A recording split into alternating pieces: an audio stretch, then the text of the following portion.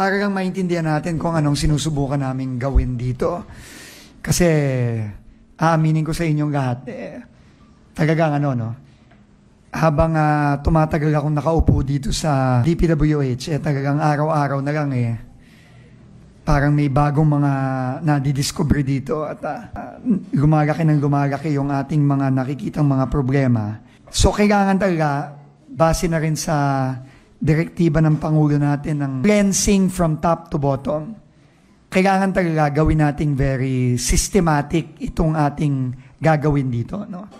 Dahil para sa akin, medyo kahit papano naman may karanasan na tayo sa gobyerno, talagang nakakalula at nakaka-overwhelm talaga yung laki ng problemang hinaharap nitong departamentong to. So I just wanted to, first and foremost, ilagay sa tamang konteksto. No? So dalawa ang kailangan nating major na gagawin in the next few weeks and months. No? Kasi hindi madali ito, hindi mabilis. Unang-una, kailangan nating panagutin yung mga dapat managot. Unang-una yun. No?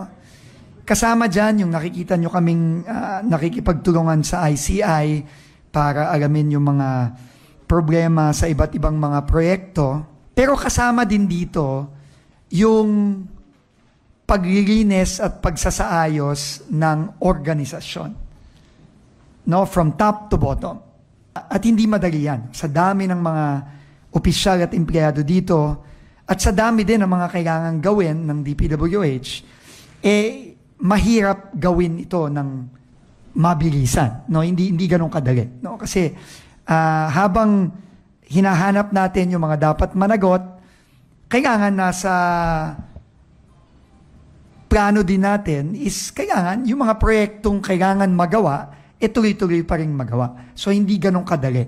Pero kailangan umaksyon na rin tayo, lalo na sa mga taong sa tingin natin, dapat nang masimulan yung proseso ng pananagot nila sa loob ng DPWH. Okay.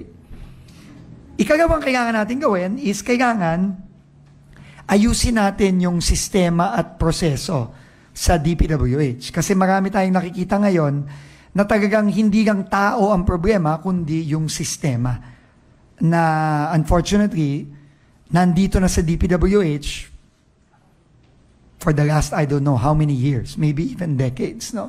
So yun, ongoing tayo doon.